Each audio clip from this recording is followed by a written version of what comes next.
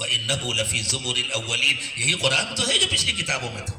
جس کو قرآن مل گیا اس کو ہر کتاب مل گئی, اور جس کو حضرت محمد صلی اللہ علیہ وسلم کی زندگی مل گئی اس کو ہر پیغمبر کی زندگی مل گئی. ہر پیغمبر کی زندگی ایسی صاف ستھری ہوتی تھی, ایسی پاکیزہ ہوتی تھی, ایسی ہی اخلاق کا بلند معیار ہوتی تھی. ہر پیغمبر نے اسی طرح اللہ سے ڈر کر زندگی گزاری.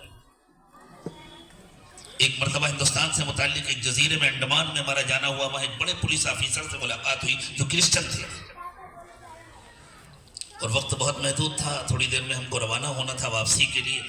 وہ تشریف لے آئے. تھوڑی دیر گفتگو ہوئی, اندازہ ہوا کہ بہت پڑھے لکھے آدمی ہیں اور بائبل کا بھی اچھا مطالعہ ہے, قرآن کا بھی اچھا خاصا مطالعہ ہے, اور بڑے اعلیٰ پولیس آفیسر تھے.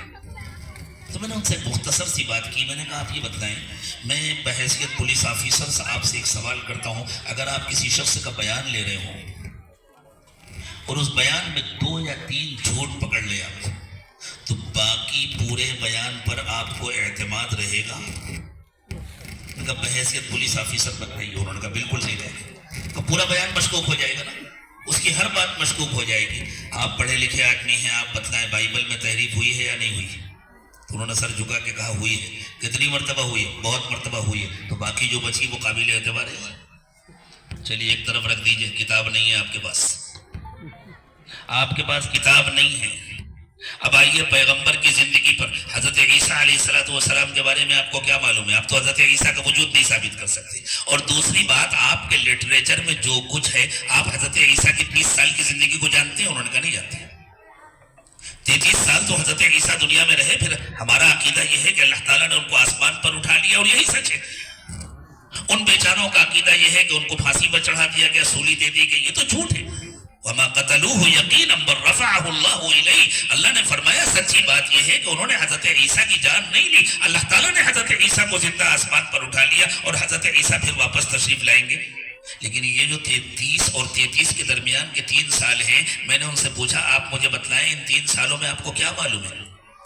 آپ کی جو روایات ہیں جن پر میں اس وقت کوئی تنقید نہیں کروں گا, کوئی جرح نہیں کروں گا, ان روایات کے مطابق بھی آپ کو کیا معلوم؟ ایک پہاڑی نماز آپ کو معلوم ہے, ایک آسمانی دسترخوان آپ کو معلوم ہے, ایک دریا کے کنارے حضرت عیسیٰ کا نصیحت کرنا آپ کو معلوم. اس کے سوا بھی کچھ معلوم ہے؟ حضرت عیسیٰ نے شادی کی تھی, کہنے لگے نہیں. میں نے کہا آپ شادی کس کے طریقے پر کریں گے؟ حضرت عیسیٰ کی کوئی اولاد تھی؟ انہوں نے کہا نہیں. اپنے بچوں کو کس طریقے سے پالے پوسیں گے, کیسے تربیت کریں گے؟ اب اپنی بیوی کے ساتھ کیا کریں گے؟ حضرت عیسیٰ کی تو کوئی بیوی بھی نہیں تھی. اب کاروبار کیسے کریں گے؟ حضرت عیسیٰ نے کوئی کاروبار کیا تھا؟ اگر کیا بھی ہو تو آپ کو نہیں معلوم نا. تو آپ کے پاس کتاب بھی نہیں ہے, پیغمبر کی سیرت بھی نہیں ہے, تو آپ کیسے عیسائی ہیں؟ آپ کو حضرت عیسیٰ کے ذریعے کیسے کتاب, کیسے ہدایت ملے گی؟ وہ سوچ میں پڑ گئے. اس کے بعد میں نے ان سے کہا آپ حضرت عیسیٰ تک پہنچنا چاہتے ہیں؟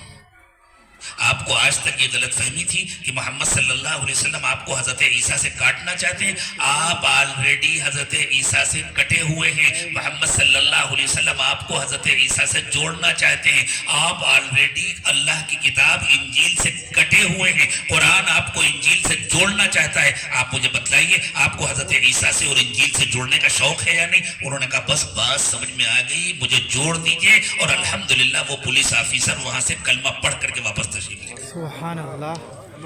تو میرے دوستوں کسی کے پاس نہیں ہے دنیا میں, کسی کے پاس اللہ کی کوئی کتاب نہیں ہے دنیا میں, کسی کے پاس کسی پیغمبر کی سیرت نہیں. کیوں نہیں ہے؟ یہ اتفاق نہیں ہے کہ یہ سب کچھ ختم ہو گیا. یہ اللہ تعالیٰ کا سوچا سمجھا منصوبہ تھا. وَإِنَّهُ لَتَ, یہ اللہ تعالیٰ نے فیصلہ فرما دیا تھا. کیوں؟ اس لیے کہ اللہ کو معلوم تھا عقیدت کے مرکز کو چھوڑنا آسان نہیں ہوتا.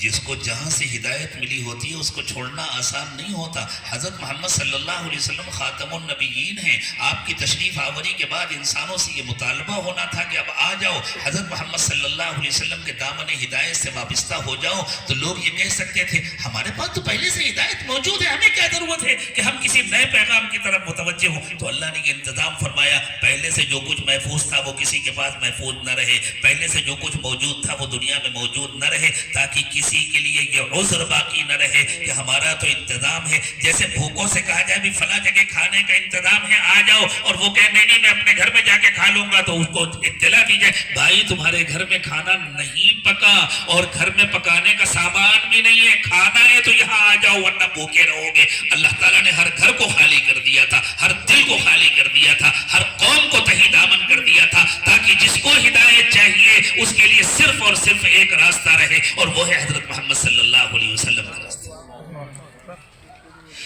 اس کے لیے میرے دوستو جس طرح اللہ تعالیٰ کی حکمت کے مطابق پچھلی کتابوں کا موجود نہ رہنا ضروری تھا اور اللہ نے اس کا انتظام فرمایا, لوگوں کو دھوکا ہوا, ہم نے تحریف کر ڈالی, ہم نے تبدیل کر دیا, ہم نے آگے پیچھے کر دیا مضامین کو, ہم نے یوں کر دیا یوں کر دیا, وہ تو اللہ نے ڈھیل دی تھی اس لیے کر دیا. جیسے آپ چاہتے ہو کہ میرے گھر میں جو چمکتا ہوا کچھ سامان رکھا ہے چور آئیں اور اسے سونا سمجھ کر اٹھا لے جائیں اور میرے گھر کا کچرا صاف ہو جائے, تو آپ نے جان بوجھ کر کے گھر کی کنڈی کھول دی, تالا نہیں لگایا, دروازہ صرف ہلکا سا اٹکا دیا, چور آیا سمجھا یہ آج تو بس موقع مل گیا, میری خوش نصیبی ہے, گھر والا بھول گیا ہے, دھوکے سے چھوڑ دیا اس نے, اور میں آؤں گا اور پورا گھر صاف کر لے جاؤں گا. آپ تو چاہتے ہی تھے کہ یہ سارا کچرا صاف ہو جائے, اللہ چاہتے ہی یہ تھے کہ یہ کام ہو, اس لیے اللہ نے دروازے کھلے رکھے تھے, اور شیطان بڑا خوش ہوا, بڑا نازا تھا, میں نے اتنا بڑا تیر مارا, میں نے پیغمبروں کی زندگیاں ختم کر ڈالی, میں نے سب بھلا دیا, میں نے سب پر پانی پھیر دیا, اور میں نے کسی کتاب کو باقی نہیں رہنے دیا. یہ اللہ کی سوچی سمجھی حکمت تھی. اب جب قرآن نازل ہوا تو یہ آخری کتاب ہے.